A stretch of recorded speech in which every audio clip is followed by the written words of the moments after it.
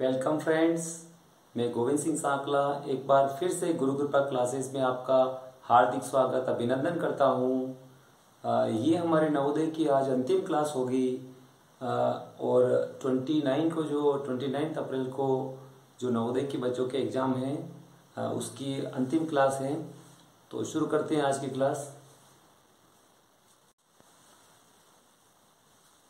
तो पहला क्वेश्चन है कि रुपये 600 की एक राशि है, वो साधारण ब्याज पर 4 वर्ष में 720 रुपये हो जाती है। कितने रुपए हैं? 600 रुपए की एक राशि 4 वर्ष में 720 रुपये हो जाती है।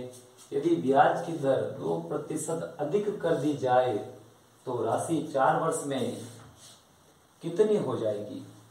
तो सबसे पहले कि 600 रुपए हैं और वो कितने होते हैं? 720 रुपए होते हैं। इसका मतलब इसके अंदर ब्याज जुड़ा हुआ है।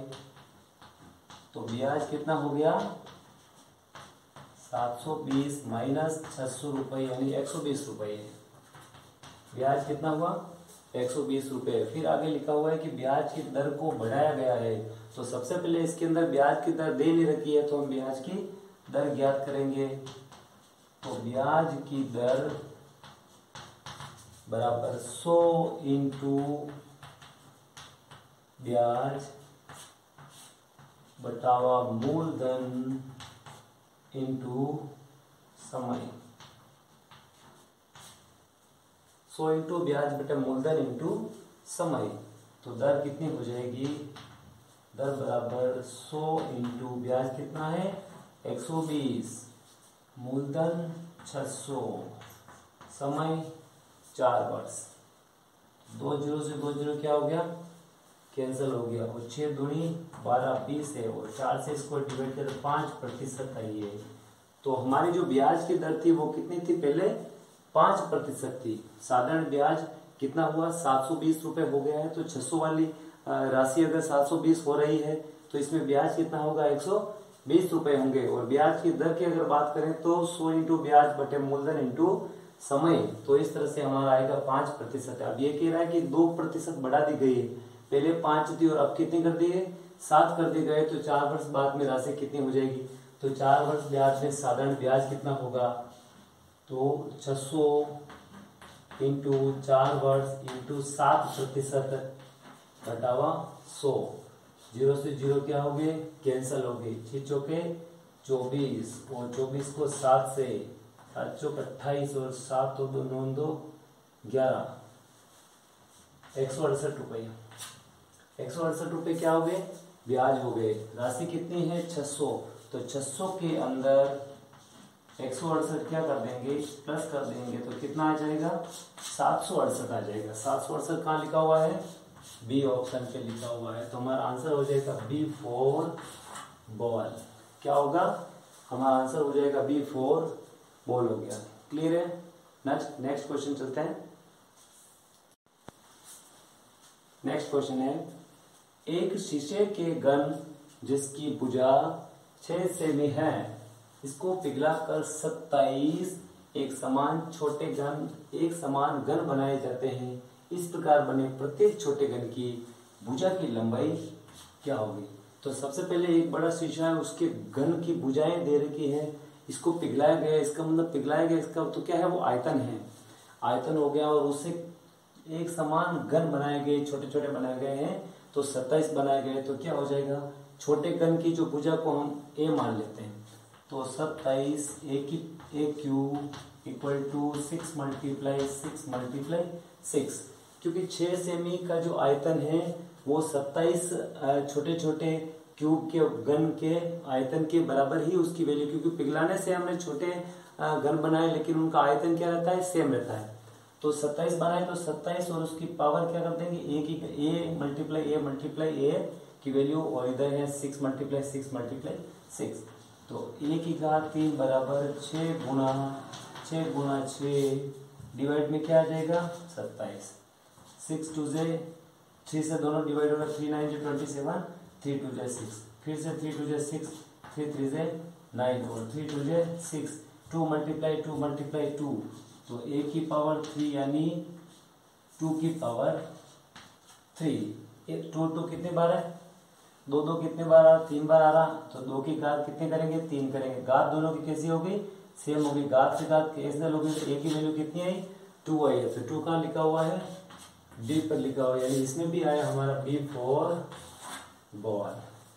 क्लियर हो गया। इसमें 6 सेंटीमीटर दे रखी है, तो 6 का आयतन, घन का आयतन भुजा इंटू भुजा इंटू भुजा, तो 6 इंटू 6 इंटू 6 हो गया। और इधर छोटे जो घन बनाए गए हैं वो 27 और उसकी भुजा को a मानेंगे तो a की पावर 3, इसकी घात 3 हो जाएगी। तो a की का 3 का मतलब 27 इसके कहाँ जाएगा, भाग में जाएगा। इस तरह से 2 मल्टीप्लाई 2 मल्टीप्लाई 2 आया है, तो ये 2 की घात कितनी, 3 हो गई, और a की घात भी 3 है। तो 3 से 3 कट गया, तो a की वैल्यू कितनी हुई, a की वैल्यू 2 हो गई, तो हमारी भुजा आ गई 2 सेंटीमीटर। इजी क्वेश्चन है।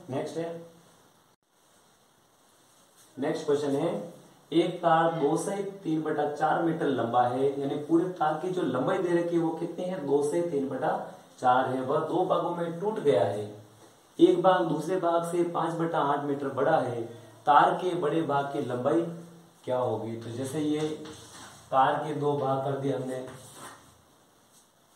तो एक भाग को मान लेते हैं x, दूसरा कितना होगा, तो टोटल में से ये कम कर दो, तो टोटल कितना है 2 से 3/4। इसमें से क्या करेंगे, टोटल में से अगर x कम हो जाएगा तो बाकी बचेगा वो डिफरेंस सेकंड वाला आएगा। और दोनों का जो डिफरेंस, दोनों में से भी दे रखा है ये बड़ा, तो 5/8 मीटर बड़ा है, ये इससे बड़ा है, तो ये तो हो गया बड़ा वाला, ये हो गया छोटा वाला, और इनका जो डिफरेंस होगा वो किसके बराबर होगा, 5/8 के बराबर होगा। इसको हम सोल्व करेंगे, x की वैल्यू फाइंड करेंगे, तो x की वैल्यू आ जाएगी, बड़ा वाला आ जाएगा। तो इस तरह से इसको हम लिखेंगे x माइनस, इसको सही लिखेंगे तो 4 दूनी 8 और 3 11/4 माइनस x बराबर 5/8। इनके हम क्या करेंगे, एक साथ एलसीएम ले लेंगे। किसके लेंगे, एक साथ एलसीएम लेंगे। इक्वल टू के वाले को भी एक साथ एलसीएम ले सकते हैं। तो सबका एलसीएम कितना आएगा, 8 आएगा। तो ये हो जाएगा 8x और ये हो जाएगा डबल यानी 22 हो जाएगा, और ये हो जाएगा 8x और बराबर 8 से 8 कैंसिल, 5 का 5 ही रहेगा। इस तरह से ये क्या हो जाएगा, यहाँ से कट जाएगा, क्योंकि एक बीच में अगर इक्वल भी बीच में आ जाता है तो सब एलसीएम, वो दोनों का एलसीएम होता है, आपस में उसको क्या करते हैं, कैंसिल कर देते हैं। तो ये 8x और 8x और ये 8x हो गया है। या माइनस लग रहा है तो ये माइनस है, ये क्या हो जाएगा, माइनस रहेगा, और ये माइनस माइनस क्या बन जाएगा, प्लस बन जाएगा। ये तो हो जाएगा माइनस का, और ये हो जाएगा प्लस का, तो ये प्लस का हो जाएगा। तो 8 और 8 हो जाएंगे 16, 16x बराबर 5 तो है, और ये उधर जाके प्लस हो जाएगा, तो 5 + 22 x बराबर हो जाएगा 27/16। कितना होगा, 27/8, और 8 कितना हो गया, 16x हो गया है, और ये 22 उधर जाएगा, तो 22 और 5 कितने हो जाएंगे, 27/16 हो जाएगा। 27/16 को और आगे अगर इसका ऑप्शन है क्या, 27/16 का नहीं है, ये वाला ऑप्शन तो हो ही नहीं सकता, ये हो ही नहीं सकता, इनमें से दोनों में से है। तो 27 से इसको डिवाइड करेंगे, 16 से इसको डिवाइड करेंगे, तो 16 एकम 16, तो 16 एकम 16 यानी एक बार बोलेंगे 16, और कितना बचा, 11 बच गया, तो 11/16 होगा। 16 को 27 से डिवाइड करेंगे तो 16 एकम 16, और कितना बचेगा, 11 बचेगा, तो 11 ऊपर लिख देंगे, डिवाइड किया 16, तो 1 से 11/16 यानी ए आंसर। कौन सा आंसर होगा, ए फॉर एप्पल। क्लियर होगा। नेक्स्ट क्वेश्चन है 2100 के अभाज्य गुणनखंड हैं, 2100 के अभाज्य गुणनखंड हैं। तो सबसे पहले देखो इनमें से जो मिस्टेक वाला है उसको पहले से निकाल देंगे। देखो 2 गुणा 2 गुणा 7 गुणा 15 आ गया, इसका मतलब ये क्या हो गया, ये हमारा आंसर नहीं हो सकता। 2 गुणा 2 गुणा 3 गुणा 5 गुणा 35 आ गया, इसका मतलब ये भी हमारा आंसर नहीं हो सकता है। 2 गुणा 2 गुणा 3 गुणा 5 गुणा 5 गुणा 7, ठीक है। 4 गुणा 4 आ गया, 4 नहीं हो सकता है।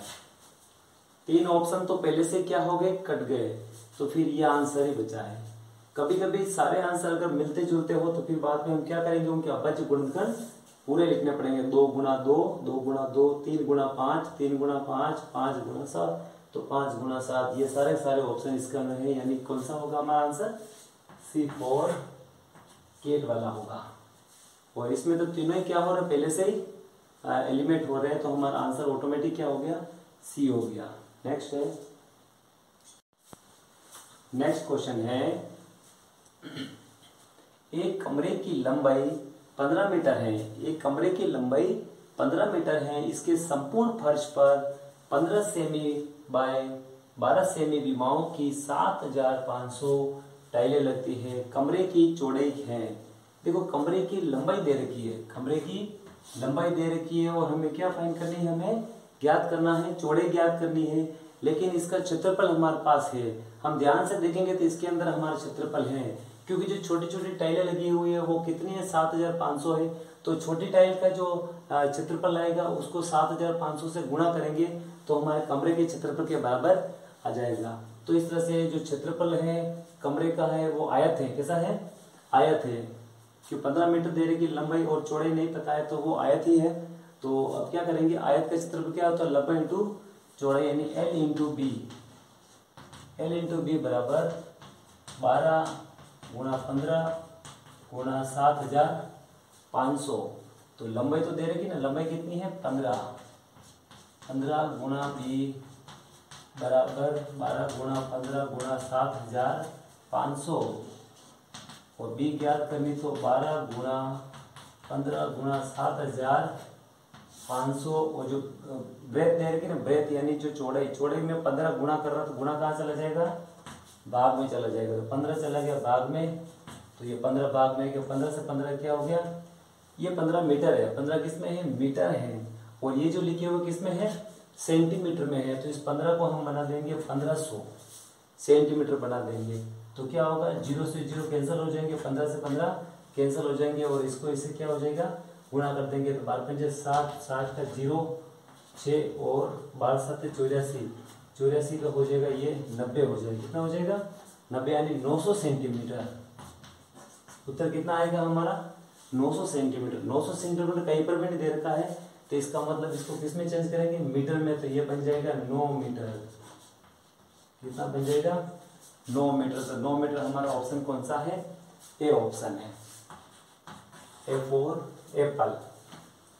क्वेश्चन समझ में आया कि नहीं आया, लंबाई इंटू चौड़ाई, कमरे की जो लंबाई इंटू चौड़ाई किसके बराबर होगी, वो छोटी छोटी टाइल की है, और टाइल कितनी है वो भी दे रखी है, तो जितनी छोटी टाइल का क्षेत्रफल है उतने 7500 से गुणा करेंगे तो कमरे में पूरी कितनी टाइलें लगी, यानी सब पूरा का पूरा क्षेत्रफल आ जाएगा।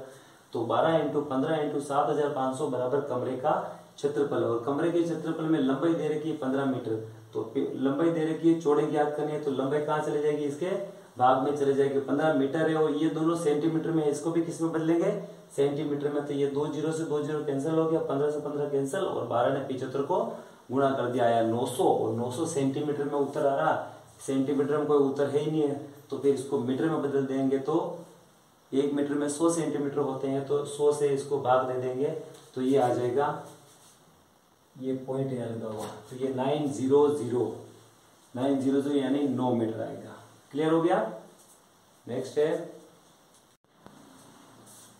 है 2 अंकों वाली प्राकृत संख्याओं की संख्या, यानी टोटल पूछी गई है ना, टोटल नेचुरल नंबर पूछी गई है, तो 2 अंकों वाली प्राकृत संख्याओं की संख्या कितनी होती है, तो 2 अंक में सबसे बड़ी कौन सी होती है, 99 होती है, और 1 अंक की सबसे बड़ी कौन सी होती है, 9 होती है, क्योंकि 1 अंक की 9 के बाद में 2 अंक की आ जाती है, 10 होती है, यानी 10 से 99 तक जोड़ेंगे तो हमारी कितनी होगी, 9 में से 9 गया 0 और 9 के 9, यानी टोटल 90 होती है, कितनी होती है, 90 होती है। ऑप्शन कौन सा आ जाएगा, B4 बोल आ जाएगा। सबसे बड़ी होती है 99 और सबसे छोटी होती है 10 होती है, ये 99 और छोटी 10 होती है, और 1 अंक की सबसे बड़ी 9 होती है, तो इसके बाद में जो भी होगी वो सब किस में आएगी, 2 अंक में आएगी, तो 9 के ऊपर वाली सारी कितनी होती है, 90 होती है, 9090। नेक्स्ट है क्वेश्चन है 7 नंबर है, एक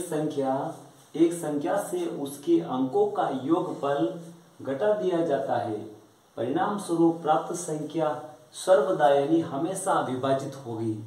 मतलब एक संख्या है, उसके अंकों का योगफल, कोई भी संख्या मान लेते हैं आप, कोई भी मान ले, जैसे 72 मान लिया, 72 मान लिया, तो अंकों का योग कितना होता है, 7 और 2 कितना होता है, 9, इसमें से 9 घटाओ, कितना बचेगा, 63। जो 63 क्या 2 से डिवाइड भाग दे सकते क्या? नहीं दे सकते। 5 का भाग जाता है इसमें 63 में? तो नहीं जाता है। 8 का जाता है क्या? नहीं जाता है। किसका जाता है? 9 का जाता है। और कोई भी संख्या आप लेके देख लो। जैसे कि हम ले लिया कि 103, एक संख्या 103 ले लिया, तो इनके अंकों का योग कितना? 3 और 1 4। तो इसमें से कितना कटेंगे? 4 कटेंगे। कितना बचा? 99। तो ये सारी संख्याएं किससे विभाजित है? 9 से है। किससे है? 9 से विभाजित है। 1 और 0 की कोई वैल्यू नहीं होती। 1 और 3 4 होता है। 4 कम करोगे 99। 72 का मतलब 7 और 2 9। 9 कम करोगे कितना आएगा? 63। कोई भी संख्या आप देख लो, उनके अंकों को अगर जोड़ के माइनस करते हो तो वो 9 से विभाजित होती है।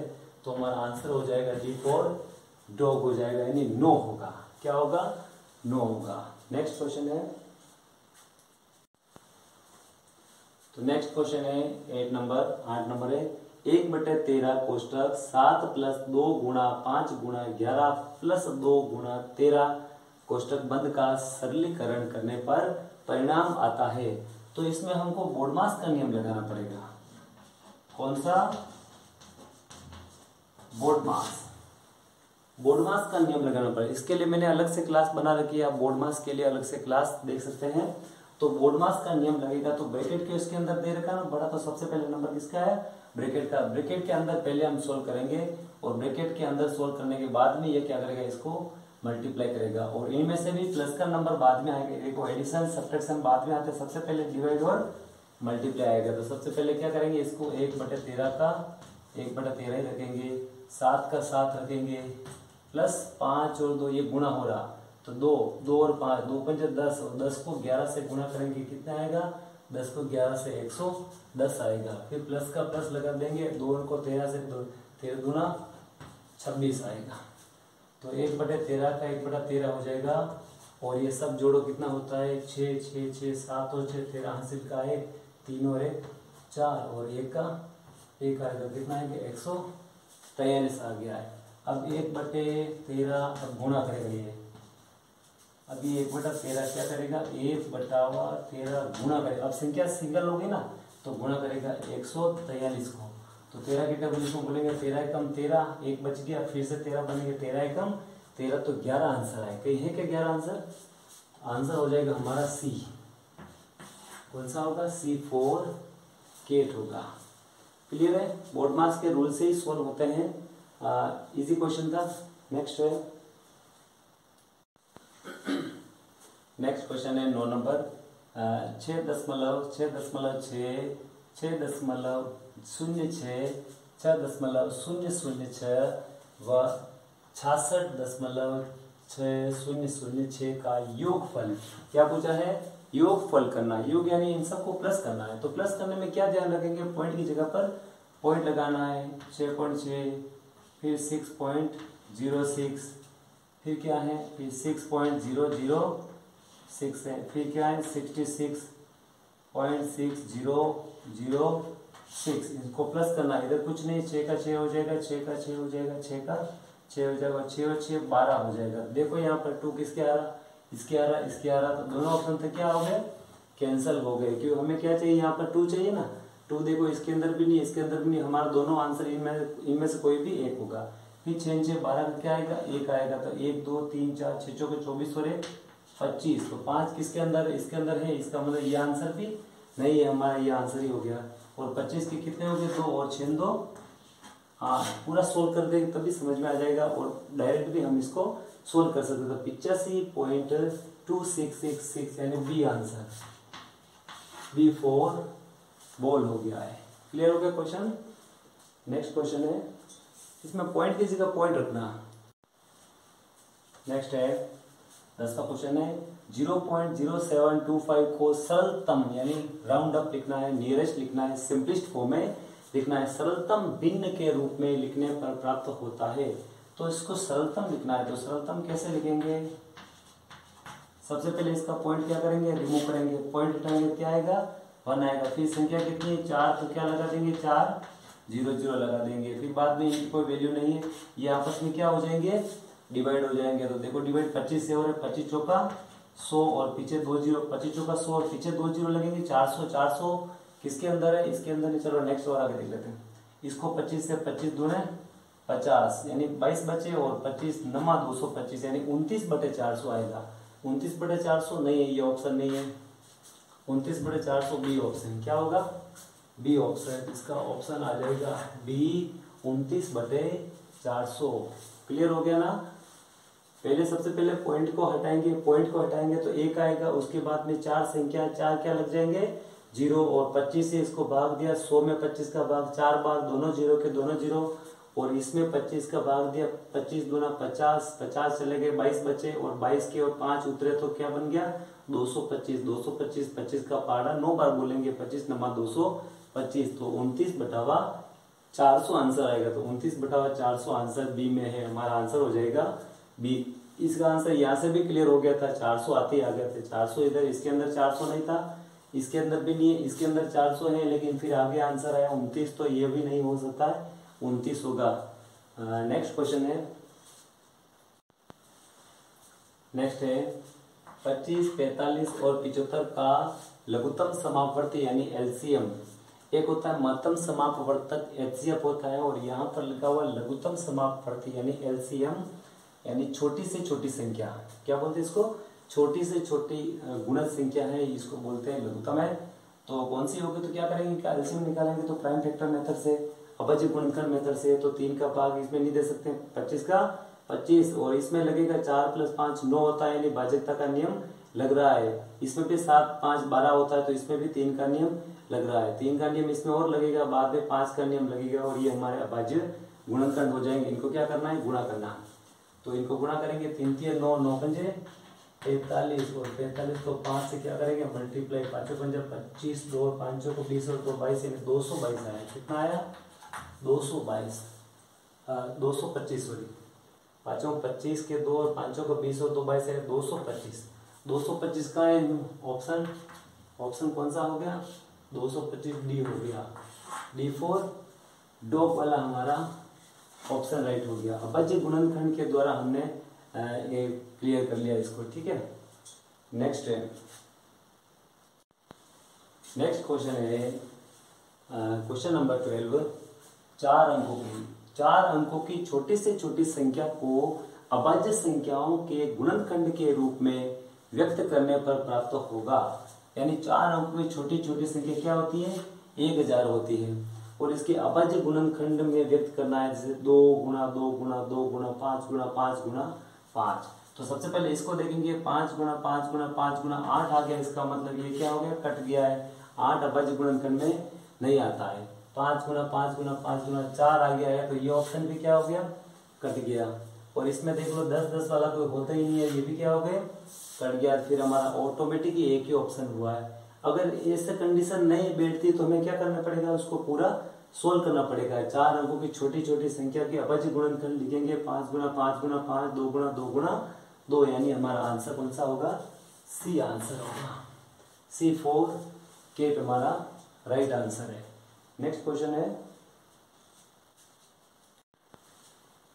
नेक्स्ट है यदि यदि यदि 72 तथा 180 का महत्तम समापवर्तक यानी HCF, महत्तम समापवर्तक क्या होता है HCF, महत्तम समापवर्तक 36 है, इसका लघुत्तम समापवर्तक क्या होगा।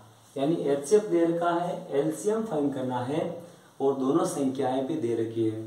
तो फॉर्मूला कौन सा लगेगा, दोनों संख्याओं का गुणनफल बराबर LCM गुणा लघुत्तम, यानी LCM और HCF को गुणा करेंगे और दोनों संख्या को गुणा करेंगे, आंसर क्या आएगा सेम आएगा, तो वो अप्लाई करेंगे। तो हमें शॉर्टकट में क्या देखना है, दोनों संख्याएं दे रखी है तो हम लिखेंगे 72 गुणा 180 और HCF LCM में से क्या दे रखा है HCF दे रखा है, तो इसको 36 से क्या करेंगे डिवाइड करेंगे, जो आंसर आएगा वो क्या होगा ऑटोमेटिक ही LCM ही आएगा।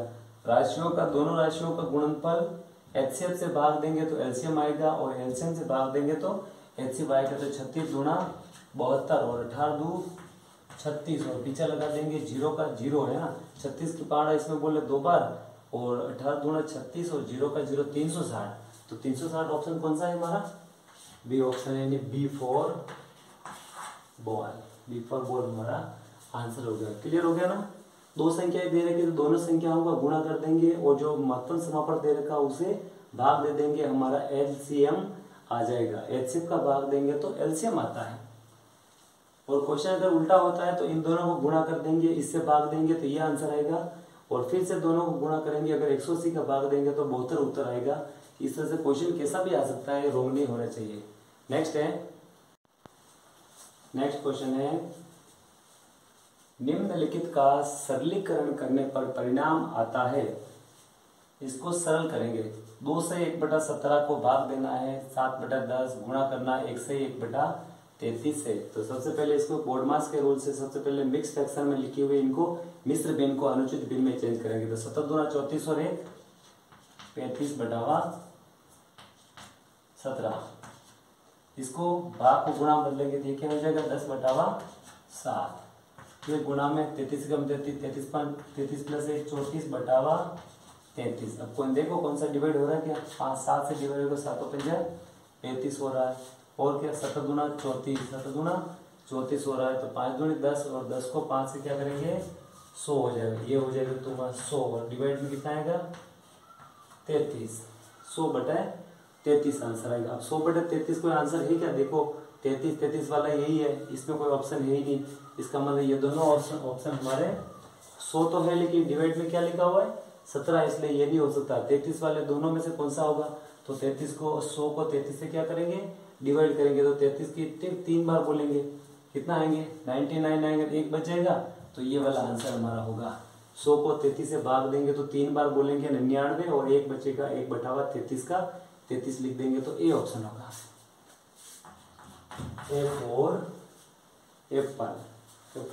एप्पल हमारा राइट आंसर है। नेक्स्ट क्वेश्चन है, एक रेलगाड़ी एक स्टेशन से 72 किलोमीटर प्रति घंटे की गति से 2:15 पोस्ट मेरिडियन यानी अपराह्न पर चलती है शाम को, और 90 किलोमीटर दूर एक स्टेशन पर वे कितने समय में पहुंचेगी। तो सबसे पहले इसकी गति स्पीड देख लो कितनी है, 72 किलोमीटर 1 घंटे में चलती है। यानी कि ये 72 किलोमीटर 1 घंटे, 1 घंटे को हम किस में बदल सकते हैं, मिनट में बदल सकते हैं। तो 72 किलोमीटर के लिए कितना मिनट लेती है, 60 मिनट लेती है। तो 1 किलोमीटर के लिए कितना लेगी, 60/72 मिनट। तो 90 किलोमीटर के लिए कितना लेगी, तो 60/72 गुणा 90। तो ये दोनों देखो 18 से टेबल से 18 चौके 72 और 18 पंजे 90 और 4 से ये कट रहे 15 चौके 60 और 15 पंजे 75, 15 पंजे 75 मिनट। तो समय कितना लेगी वो 75 मिनट लेगी। समझ में आ गया होगा। 72 किलोमीटर अगर 60 मिनट का है, यानी 1 घंटे को मैंने 60 मिनट में बदला है, तो 72 किलोमीटर के लिए 60 मिनट है। तो 1 किलोमीटर के लिए 60/72 मिनट हो जाएंगे। और 90 किलोमीटर के लिए 60/72 गुणा 90, 1 को फिर 90 में बदल देंगे तो आएगा हमारा 75 मिनट आएगा। तो कितने बजे रवाना हुई, 2:15 मिनट। तो 2:15 मिनट के अंदर आप 75 और जोड़ो, 5 5 10 80 का 1 7 और 2 9, यानी 2:90 मिनट। अब 2:90 कोई समय होता गया तो उसमें से 90 मिनट का 1 घंटा बना देंगे। तो ये कितनी बच जाएगी, 3 बच जाएगी। और पीछे कितने बचेंगे, 30 बचेंगे। पीछे कितने बचेंगे, 30 बचेंगे। तो 3:30 मिनट, 3:30 मिनट वाला ऑप्शन कौन सा है हमारा, बी ऑप्शन है। कौन सा है, बी ऑप्शन है। तो हमारा राइट ऑप्शन हो जाएगा बिफोर बॉल। बिफोर बॉल हमारा क्या हो जाएगा, राइट आंसर हो जाएगा। नेक्स्ट क्वेश्चन क्लियर हो गया ये। नेक्स्ट क्वेश्चन है, तो इसमें भी बोर्ड मास का नियम ही लगेगा। सबसे पहले क्या करना है, 20 को 5 से भाग देना है। तो 20 को 5 का भाग देंगे, 5 को 20 यानी 4 आ जाएगा। फिर 2 से क्या देना है, भाग देना है, प्लस फिर क्या होगा, 16 को 8 से भाग देना, तो 8 का 16 भाग देगा, 8 दूनी 16 यानी 2 आएगा। फिर गुणा करना है 2 से, प्लस 10 को 5 का 10 में भाग देंगे तो 2 आएगा। फिर गुणा करना है 3 और 2 मिलके कितने बनेंगे, 5 बनेंगे। अभी मैंने यहाँ प्लस पहले क्यों किया, क्योंकि वो किसके अंदर है, कोष्टक के अंदर है। अगर कोष्टक के अंदर कोई संख्या है तो उसकी वैल्यू पहले लिखेंगे। तो यहाँ पर देखो मैंने क्या है, 20 को 5 से भाग दिया, 4 लिख दिया। फिर 2 का 2 लिख दिया है, फिर प्लस लगा दिया है, फिर 16 को 8 से भाग दिया 2 लिख दिया है, फिर गुणा लगा के 2 लिख दिया है, 5 को 10 में भाग दिया 2, और 3 और 2 मिलके कितने हो गए 5 हो गए। ये 2 ये है, और ये 10 को 5 से भाग दिया ये 2, यानी सबसे पहले जो ब्रैकेट के अंदर कोष्टक के अंदर थे उनको क्या कर दिया सोल्व कर दिया। फिर आगे क्या करते हैं, फिर 2 का भाग 4 में लगा कितना आएगा 2, प्लस 2 को 2 से गुणा, ये प्लस और 2 दूनी 4, प्लस 2 पंजे 10 हो रहा है, तो 4 2 6 और 10 कितने होते हैं 16 किसमें दे रखा, हमारा आंसर होगा सी। कौन सा होगा सी आंसर हो जाएगा, सी फॉर केक हमारा आंसर हो जाएगा। क्लियर है। सबसे पहले जो कोष्टक के अंदर है उनको पहले सोल्व करेंगे, उसके बाद में भी कौन सा नियम लग रहा है, भाग वाला पहले होगा, फिर गुणा वाले होंगे, उसके बाद में प्लस माइनस वाले अंत में रहते हैं। बोर्ड मास के रूल्स के अकॉर्डिंग इसको सोल्व करना पड़ता है। नेक्स्ट क्वेश्चन है 17 है, एक साइकिल की कीमत में 20% की घटोतरी यानी रिड्यूस हो गई, उसकी रेट क्या हो गई है घट गई है, तो 20% की घटोतरी पर उसकी जो खरीदारी यानी मांग, कीमत घटती है तो उसकी मांग क्या होती है मार्केट में बढ़ती है, तो 20% की बढ़ोतरी होती है तो उसकी दुकान की जो बिक्री पर क्या असर पड़ेगा।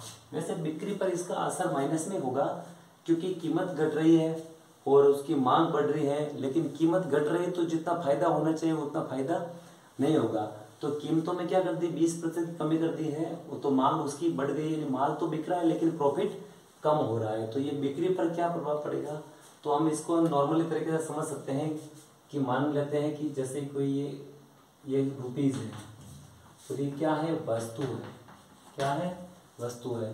पहले मान लेते हैं 100 रुपए में कितनी वस्तु आ रही थी 100 आ रही थी, पहले 100 रुपए में 100 आ रही थी, तो अब 80 रुपये में 100 वस्तुएं आती हैं, आती नहीं आती है, क्योंकि 20% कमी, 100 का 20% 20 ही होता है, तो 80 रुपए में अब 100 वस्तुएं आ रही है, और वस्तुएं कितनी हो गई 120 हो गई है, तो वस्तुएं 120 हो गई है, तो इसमें ये कितने रुपए का डिफरेंस कितना होगा वो हमें फाइंड करना है।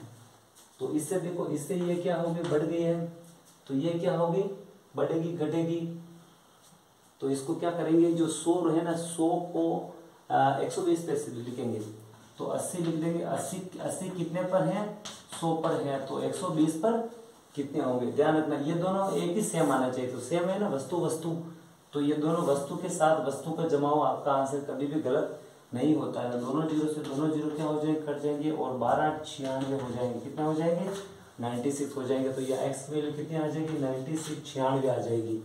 पहले 100 थी अभी कितनी होगी 96, तो 4% की क्या हो गई कमी हो गई है, तो 4% की क्या हो जाएगी कमी हो जाएगी, क्या हो जाएगी कमी हो जाएगी। आंसर हमारा क्या हो जाएगा ए फॉर एप्पल हमारा क्या होगा आंसर हो जाएगा। क्लियर हो गया ना।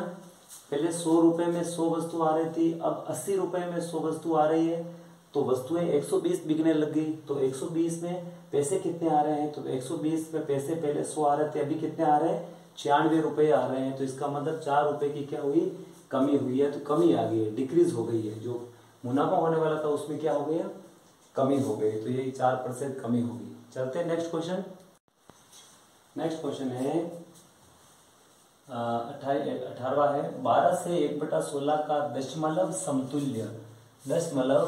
समतुल्य यानी डेसिमल फ्रैक्शन कौन सी है, दशमलव में कौन सा लिखा हो, तो 12 से 1/16 देखो सब जगह 12 तो सबके ही है, इसका मतलब 12 की तो कोई दिक्कत नहीं, 12 को तो अलग ले लेते हैं, नंबर किसका है 16 को, यानी 1 को भाग देना है 16 से, 12 का कोई दिक्कत ही नहीं आ रहा है, 12 प्लस हो जाएगा और 1 को 16 से भाग देना है, तो 16 की 1 में टेबल बोल ही नहीं सकते, हम क्या करेंगे पॉइंट लगाएंगे, क्या आएगा 0, कितने हो जाएंगे 10 हो जाएंगे, 10 में भी नहीं बोल सकते तो 1 0 और लगाएंगे, कितना हो जाएगा 100 हो जाएंगे, तो 16 छंग 96 कितने बचे 4 0 16 दूना 32 कितने बचे 8 और 16 पंजे ये यहाँ 0 आएगा, तो 16 पंजे 80 16 पंजे क्या आ जाएगा 80 आ जाएगा, 0.0625 हो जाएगी, और 12 तो ये ही है, इसके अंदर 12 और जोड़ देंगे तो 12 तो दे देगा, लेकिन पॉइंट की बात देखो 0625 कहाँ लिखा हुआ है, तो 0,0625 और कहाँ कहीं नहीं, ये आंसर ही होगा हमारा सी आंसर। कौन सा होगा? सी होगा। यानी 12 को तो कोई दिक्कत ही नहीं आ रही है। 12 के बाद में 1 को 16 से भाग देना है, तो 1 को 16 से भाग देने का तरीका यही है कि 16 का भाग 1 में नहीं दे सकते हैं, तो 0 पॉइंट लगाएंगे। पॉइंट लगाने से 1 0 आएगा, लेकिन फिर भी 16 का भाग नहीं देंगे तो 1 0 और लगाएंगे, 100 हो जाएंगे। फिर ये टेबल क्या हो जाएगी? स्टार्ट हो जाएगी। तो इस तरह से हमारा जो आंसर आएगा 12.0625 होगा। नेक्स्ट है 19 है, एक पोल की लंबाई तथा चौड़ाई में 23 मीटर का अंतर, लंबाई ज्यादा है चौड़ाई से। अगर ये लिखा हुआ नहीं हो तब भी हमेशा लंबाई को ज्यादा ही मानना पड़ेगा। यदि होल के फर्श का परिमाप दे रखा है, परिमाप कितना है? 206 मीटर है, तो इसके फर्श का क्षेत्रफल, फर्श का क्या ज्ञात करना है? क्षेत्रफल ज्ञात करना है वर्ग मीटर में। ये जो लिखे हुए किसमें है? वर्ग मीटर में है, वो भी मीटर में ही है, कोई दिक्कत ही नहीं है, यूनिट इकाई बदलने की जरूरत नहीं। तो यहाँ से हमारा क्वेश्चन सोल्व करना स्टार्ट हो जाएगा कि हो जाएगा परिमाप कितना दे रखा है, तो जो लंबाई चौड़ाई दे रही है, इसका मतलब ये आयत है, तो आयत का परिमाप का फॉर्मूला क्या है? 2 गुणा लंबाई प्लस चौड़ाई। इसकी वैल्यू कितनी है? 206, 2 ब्रैकेट L प्लस P, 2 गुणा लंबाई प्लस चौड़ाई की वैल्यू दे रखी है। तो सबसे पहले 2 ने इसको डिवाइड कर लिया तो कितना हो गया? 103। यानी अगर लंबाई के अंदर हम चौड़ाई जोड़ते हैं तो कितना आता है? 103 आता है। अब यहाँ तो क्लियर हो गया कि लंबाई और चौड़ाई की वैल्यू आ गई, दोनों का प्लस आ गया। लंबाई और चौड़ाई में डिफरेंस कितना है? 23 का। तो सबसे पहले इसमें से 23 कम कर देंगे। क्या कर देंगे? सबसे पहले 23 कम कर देंगे, या फिर इनको फिर x के हिसाब से लिखो। अगर लेंथ को लिखोगे x प्लस 23 प्लस इसको x लिखोगे तो कितना आ जाएगा? 103। अगर हम चौड़ाई को x मान लें तो लंबाई कितनी हो जाएगी? x के अंदर 23 ज्यादा है ना, क्योंकि लंबाई ज्यादा बता रखी है, तो इसके ये भी x है और ये x में 23 और जोड़ेंगे तो क्या आ जाएगी? लंबाई, और दोनों को जोड़ेंगे कितना आएगा? 103 आ जाएगा। तो x और x कितना होता है? 2x बराबर 103 माइनस 23। तो 2x की वैल्यू कितनी हो जाएगी? 23 कम करो इसमें से, 0 से 0 और 80 आएगा। कितना आएगा? 2x की वैल्यू कितनी आ गई है? 80 आ गई है। और जो x की वैल्यू कितनी आ जाएगी? 40 आएगी। कितनी आएगी? x की वैल्यू 40 है। अब x कौन हुआ? तो ये देखो, हमने जो चौड़ाई है, ब्रेथ है, इसको हमने क्या लिया? x लिया। तो x की वैल्यू तो कितनी है? 40, और इसकी की वैल्यू कितनी आएगी? 23 और जोड़ दो इसमें, तो x है, और 23 प्लस x बराबर 23 प्लस 40, तो कितने हो गए? 63, 63 हो गए। तो 3 के 3, 4 2 6, 63 तो इसकी लंबाई है, और चौड़ाई कितनी हो गई है? 40 हो गई। अब ये पूछ रहा है कि उसके फर्श का क्या करना है? क्षेत्रफल। क्षेत्रफल का मतलब दोनों को क्या कर देंगे?